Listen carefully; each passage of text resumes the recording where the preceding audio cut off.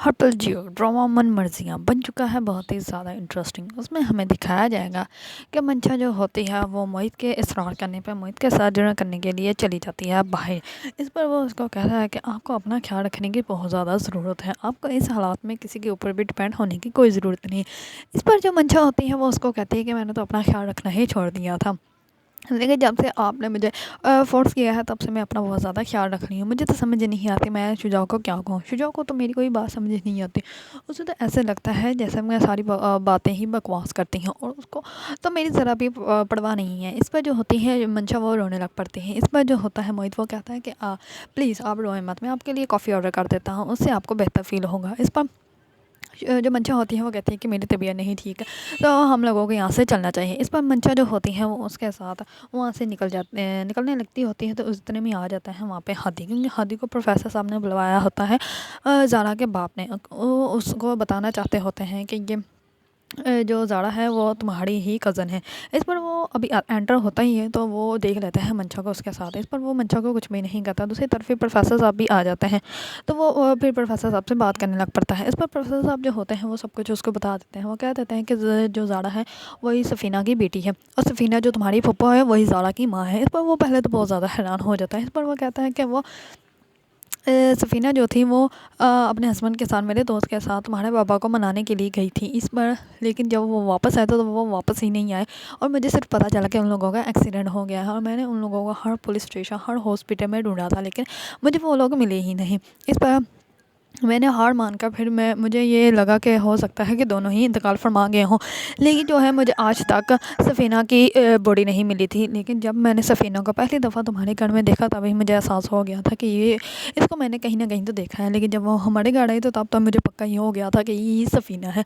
इस पर जब तुम्हारी मम्मा ने उसका नाम लिया तो तब तो मुझे फुल यकीन हो गया था कि सफ़ीना जो थी वो अपने बाप को मनाने के लिए आई थी। इस पर जो होता है हदी वो कहता है तो फिर वो ज़ारा को क्यों नहीं लेकर आई अपने साथ। इस पर जो होता है प्रोफेसर साहब वो कहते हैं कि माँ बाप जो होते हैं वो अपनी औलाद को माफ़ कर देते हैं, लेकिन मलाल जो होते हैं वो दिल में रह जाते हैं।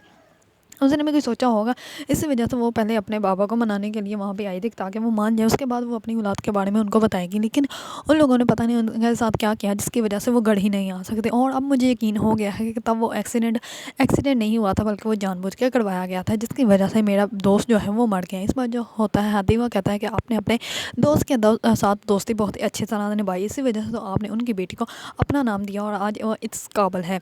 अगर कोई और होता तो वो कभी भी उसको ऐसे ना पालता। इस पर जो होता है प्रोफेसर साहब वो कहते हैं कि वो मेरी बेटी की तरह है, और मैंने ये सोच लिया था कि मैं कभी भी उसको किसी और के सहारे नहीं छोड़ूंगा। अगर वो मेरे सहारे उसको छोड़ के गया तो मैं ही उसको पालूंगा, और मैं उसका आज तक इंतज़ार कर रहा हूँ।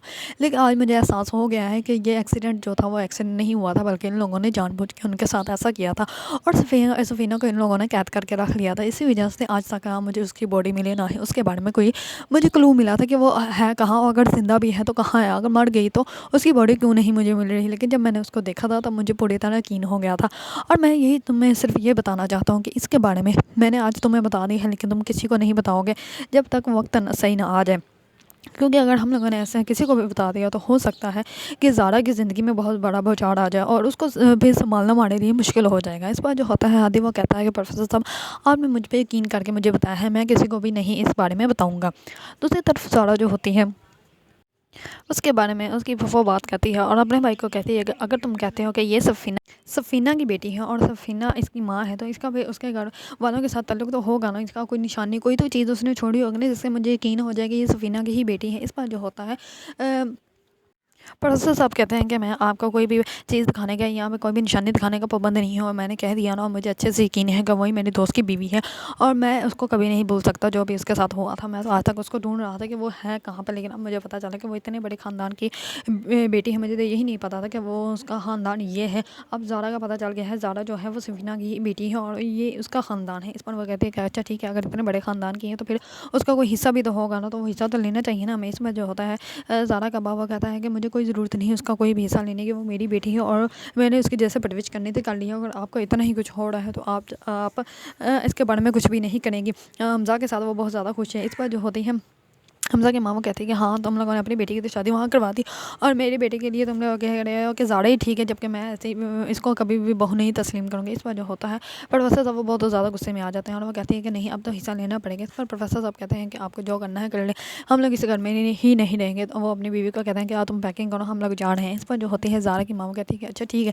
इस पर इतने ज़्यादा गुस्सा करने की दूसरी तरफ हादी जो होता है वो अपनी बहन का बर्थडे सेलिब्रेट करने का कहता है। इस बार वो कहती है कि नहीं, मैंने बर्थडे सेलिब्रेट नहीं करना। इस पर उसकी माँ कहती है कि नहीं बेटा, तुम्हें कल लेनी चाहिए, इसमें क्या है, और काफ़ी टाइम हो गया हम लोग इकट्ठे भी नहीं हुए, तो हम लोग अच्छी बात है कि एक तरह साथ बैठ जाएंगे। इस पर जो होती है सीरत वो कहती है कि मम्मा, मेरे पिछले साल भी कुछ ज़्यादा अच्छे नहीं गुजरे, मुझे नहीं लगता कि मेरे आइंदा आने वाले साल भी कुछ ज़्यादा अच्छे गुजरेंगे, इसलिए मैं चाहती हूँ कि अभी कोई भी बर्थडे पार्टी ना की जाए। इस पर उसकी माँ कहती है कि बेटा कल लेनी चाहिए, तुम्हारा मूड भी फ्रेश हो जाएगा और तुम्हें अच्छा फील भी होगा। इस पर जो होती है सीरत वो कहती है कि ठीक है, हम कर लेंगे, आप दद्दू को बता दीजिएगा। इस पर जो होती है सीरत की माँ दद्दू के पास जाती है और कहती है कि अब्बा जान, मुझे आपसे कोई बात करनी थी। इस पर कहते हैं जी बेटा करें, क्या काम है आपको। इस पर सीरत की माँ कहती है कि मैं काम के बगैर आपसे कभी कोई बात नहीं कर सकती, कभी इंसान अपने दिल की भी तो बात कर सकता है। इस पर सीरत के दद्दू कहते हैं कि आप अपने दिल की बात हमसे करते ही कब हैं।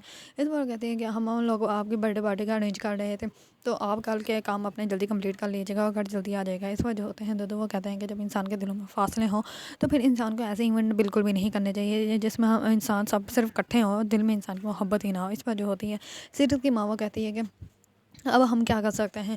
इस पर जो होते हैं दद्दू वो कहते हैं कि आपको शुजा को माफ़ कर देना चाहिए। इस पर जो होती है सीरत की माँ वो कहती है कि हाँ जी, जितना आपने उसको माफ़ किया उतना ही मैंने माफ़ कर दिया, लेकिन मैं अपनी बेटी का खिलाफ कभी भी नहीं जाऊँगी। जो मेरी बेटी चाहेगी मैं वही कहूँगी, अगर वो नहीं उसके साथ रहना चाहती तो मैं उसको ज़बरदस्ती नहीं रहने दूँगी।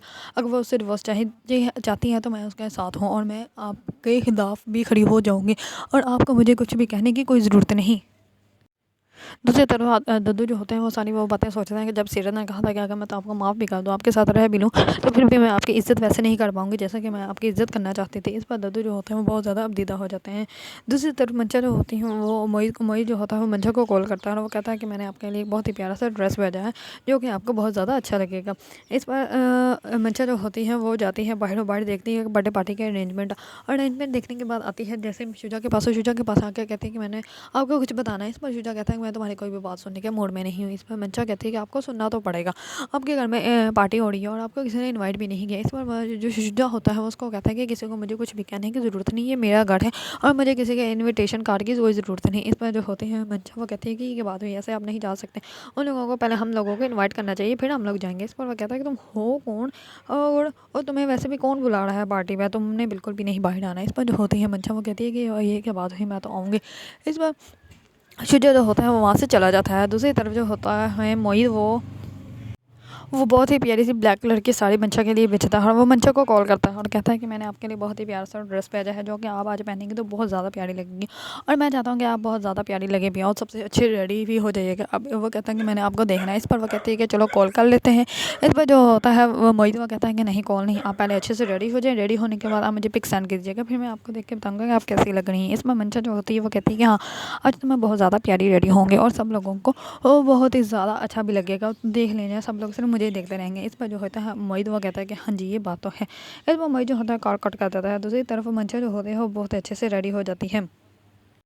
अब नेक्स्ट हमें दिखाया जाएगा इसमें कि जैसे ही ज़ारा और हमज़ा जो होते हैं वो बर्थडे पार्टी में आते हैं तो मंशा आकर वहाँ पे उससे पूछेगी कि तुम लोगों को इनवाइट किसने किया है। इस पर जो होता है हमज़ा वो उसको कहता है कि हमें तो ऐसे लग रहा है कि तुम्हें किसी ने इनवाइट नहीं किया होगा, तुम तो अकेली घूम रही हो, तुम्हारा शोहर जो है वो सीरत के साथ बहुत ही ज़्यादा खुश है। इस पर मंशा जो होगी वो कहेगी कि उन लोगों का डिवोर्स चल रहा है। इस पर वो कहता है कि डिवोर्स का तो पता नहीं, लेकिन एक बात है कि वो अब तुम्हारा नहीं है क्योंकि वो अब उसके साथ बहुत ज़्यादा खुश है और मुझे तो ऐसा लगता है कि अब तुम लोगों का डिवोर्स हो जाएगा। इस पर मंशा जो होती है वो बहुत ज़्यादा गुस्से में आ जाती है और मंशा जो होगी वो ज़ारा के साथ बहुत ज़्यादा बदतमीज़ी करेगी।